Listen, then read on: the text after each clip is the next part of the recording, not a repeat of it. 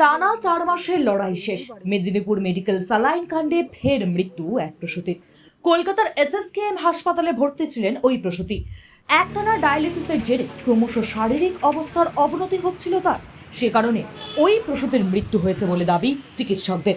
প্রসূতির মৃত্যুতে স্বাভাবিকভাবেই শোকস্তব্ধ গোটা পরিবার। চলতি বছরের 4 জানুয়ারি মেদিনীপুর মেডিকেলে 5 প্রসূতি সন্তানের জন্ম দেন। তারা হলেন রেখা সাউ, মামনি রুইদাস, মাম্পে সিং, মিনারা বেবি এবং নাসরিন খাতুন।